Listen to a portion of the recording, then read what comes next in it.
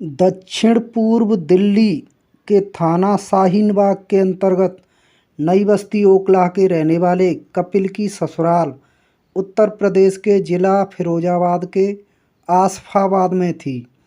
करीब 3 साल पहले किसी बात को लेकर उसका अपनी पत्नी खुशबू से विवाद हो गया था। तब खुशबू अपने मायके चली गई थी और वापस नहीं लौटी थी। इतना ही नहीं, 2.5 साल पहले खुशबू ने फिरोजाबाद न्यायालय में कपिल के खिलाफ घरेलू हिंसा व गुजारा भत्ते का मुकदमा दायर कर दिया था। कपिल हर तारीख पर फिरोजाबाद कोर्ट जाता था और तारीख निपटाकर देर रात दिल्ली लौट आता था। 10 फरवरी 2018 को भी वह इसी मुकदमे की तारीख के लिए दिल्ली से फिरोजाबाद आया था। वह रात को घर नहीं पहुंचा तो घरवालों ने उसे 11 फरवरी की सुबह फ़ोन किया, लेकिन उसका फ़ोन बंद मिला। इससे घरवाले परेशान हो गए। उन्होंने 11 फरवरी की शाम तक कपिल का इंतज़ार किया। इसके बाद उनकी चिंता और भी बढ़ गई। 12 फरवरी को कपिल की मां ब्रह्मावती, बहन राखी, मामा नेमचंद और मौसी सुंदरी फिरोजाबाद के लिए निकल गए। कपिल की ससुराल वाला इलाका थाना रसूलपुर क्षेत्र में आता है, इसलिए वे सभी थाना रसूलपुर पहुंचे और कपिल के रहस्यमय तरीके से गायब होने की बात बताई। थाना रसूलपुर से उन्हें यह कहकर थाना मटसेना भेज दिया गया कि कपिल कोर्ट की तारीख पर आया था और कोर्ट परिसर उनके थाना क्षेत्र में नहीं बल्कि थाना मटसेना में पड़ता है। इसलिए वे सभी लोग उसी दिन थाना मटसेना पहुंचे, लेकिन वहां भी उनकी बात गंभीरता से नहीं सुनी गई। ज़्यादा जिद करने पर मटसेना पुलिस ने कपिल की गुमशुदगी दर्ज कर ली। गुमशुदगी दर्ज करके उन्हें थाने से टरका दिया। इसके बाद भी वे लोग कपिल की फिरोजाबाद में ही तलाश करते रहे। इसी बीच 15 फरवरी की दोपहर को किसी ने थाना रामगढ़ के बाईपास पर स्थित हिना धर्मकांटा के नज़दीक नाले में एक युवक की लाश पड़ी देखी। इस खबर से वहां सनसनी फैल गई। कुछ ही देर में भीड़ एकत्र हो गई। इसी दौरान किसी ने इसकी सूचना रामगढ़ थाने में दे दी। कुछ ही देर में थाना प्रभारी श्याम सिंह पुलिस टीम के साथ मौके पर पहुंच गए। उन्होंने सबको नाले से बाहर निकलवाया। मृतक के कानों में मोबाइल का ईयरफोन लगा था।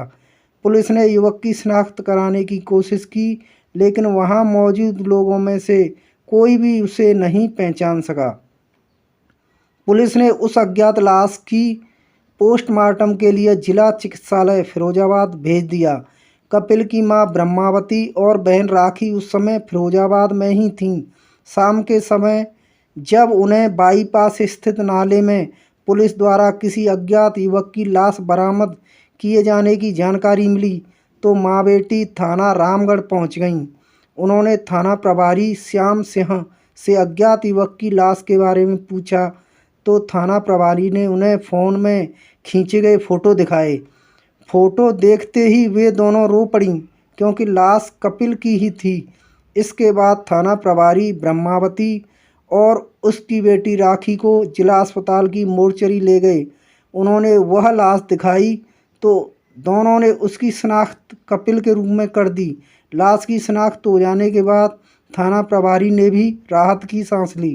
थाना प्रभारी ने सबकी शिनाख्त होने की जानकारी एसपी सिटी प्रबल प्रताप सिंह को दे दी और उनके निर्देश पर आगे की कार्रवाई शुरू कर दी। थाना प्रभारी श्याम सिंह ने मृतक कपिल की मां ब्रह्मावती और बहन राखी से बात की तो उन्होंने बताया कि कपिल की पत्नी खुशबू चरित्रहीन थी।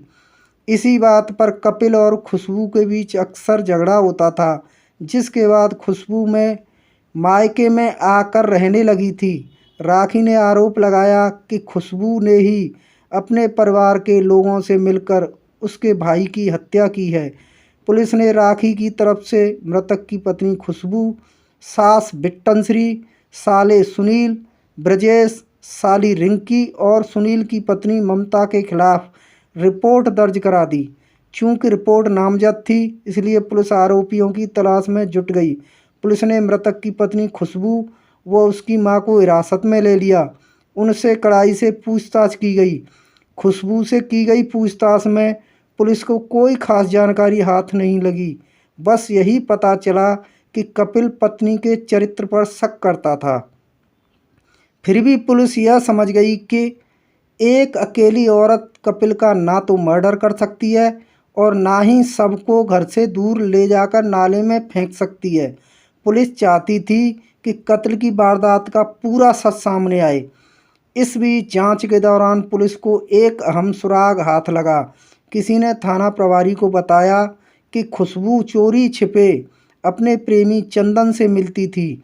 दोनों के नाजायज संबंधों का जो शक किया जा रहा था उसकी पुष्टि हो गई। जाहिर था कि हत्या अगर खुशबू ने की थी तो कोई न कोई उसका संगी साथी जरूर रहा होगा।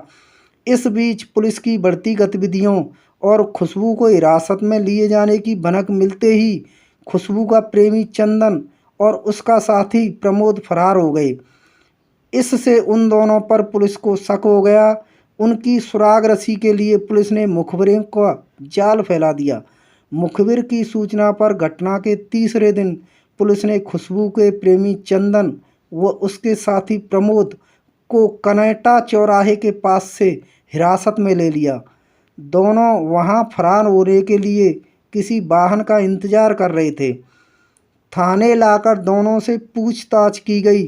थाने में जब चंदन और प्रमोद से खुशबू का आमना सामना कराया गया तो तीनों शक पका गए। इसके बाद उन्होंने आसानी से अपना जुर्म कबूल कर लिया।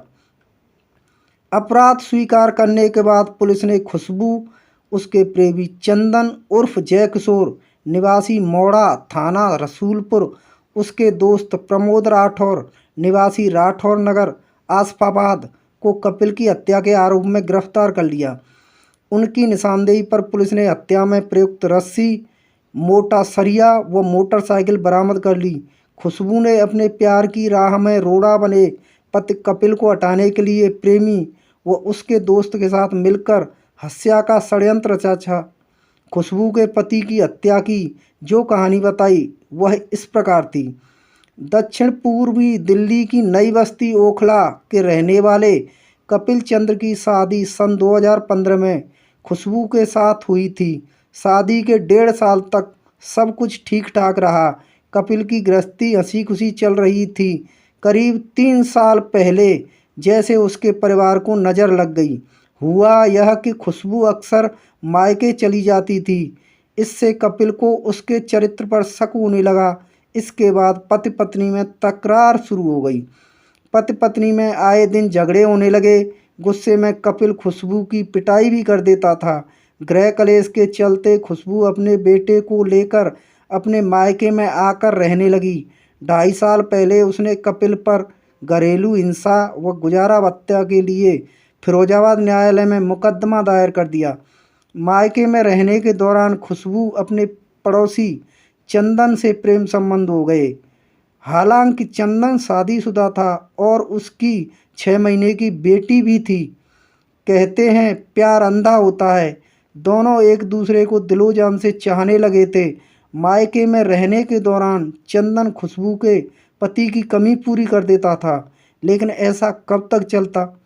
एक दिन खुशबू ने चंदन से कहा, चंदन हम लोग ऐसे चोरी छुपे आखिर कब तक मिलते रहेंगे। तुम मुझसे शादी कर लो। मैं अपने पति से पीछा भी छुड़ाना चाहती हूँ, लेकिन वह मुझे तलाक नहीं दे रहा। अगर तुम रास्ते के इस कांटे को हटा दोगे तो हमारा रास्ता साफ हो जाएगा। दोनों एक दूसरे के साथ रहना चाहते थे। चंदन को खुशबू की सलाह अच्छी लगी। इसके बाद खुशबू व उसके प्रेमी चंदन ने मिलकर एक षड्यंत्र रचा। मुकदमे की तारीख पर खुशबू और कपिल की बातचीत हो जाती थी। खुशबू ने चंदन को बता दिया था कि कपिल हर महीने मुकदमे की तारीख पर फिरोजाबाद कोर्ट में आता है। 10 फरवरी को अगली तारीख है। वह उस दिन तारीख पर जरूर आएगा, तभी उसका काम तमाम कर देंगे। कपिल 10 फरवरी को कोर्ट में अपनी तारीख के लिए आया। कोर्ट में खुशबू व कपिल के बीच बातचीत हो जाती थी। कोर्ट में तारीख हो जाने के बाद खुशबू ने उसे बताया, अपने बेटे जिगर की तबीयत ठीक नहीं है, वह तुम्हें बहुत याद करता है। उससे एक बार मिल लो। अपने कलेजे के टुकड़े की बीमारी की बात सुनकर कपिल परेशान हो गया और तारीख के बाद खुशबू के साथ अपनी ससुराल पहुंचा। कपिल शराब पीने का शौकीन था। सुबह खुशबू के प्रेमी व उसके दोस्त ने कपिल को शराब पार्टी पर आमंत्रित किया। शाम को ज़्यादा शराब पीने से कपिल नशे में चूर होकर गिर पड़ा। कपिल के गिरते ही खुशबू ने उसके हाथ पकड़े और प्रेमी चंदन व उसके साथी प्रमोद ने साथ लाई रस्सी से कपिल के हाथ बांधने के बाद उसके सिर पर मोटे सरियार से प्रहार कर उसकी हत्या कर दी। कपिल की हत्या इतनी सावधानी से की गई थी कि पड़ोसियों को भी भनक नहीं लगी। हत्या के बाद उसी रात सबको मोटरसाइकिल से ले जाकर बाईपास के किनारे स्थित नाले में डाल दिया। 15 फरवरी को सबसे दुर्गंध आने पर लोगों का ध्यान उधर गया। एसपी सिटी प्रबल प्रताप सिंह ने बताया कि कपिल की हत्या के मुकदमे में नामजद आरोपियों की भूमिका की जांच की जा रही है। जो लोग निर्दोष पाए जाएंगे उन्हें छोड़ दिया जाएगा।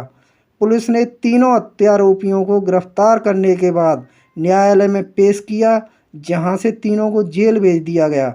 निजी रिश्तों में आई खटास के चलते खुशबू ने अपनी मांग का सिंदूर उजाड़ने के साथ पति पत्नी के पवित्र रिश्ते को भी कलंकित कर दिया है। वहीं कांच की चूड़ियों से रिश्तों को जोड़ने के लिए मशहूर सुहागनगरी फिरोजाबाद को रिश्तों के खून से लाल कर दिया है।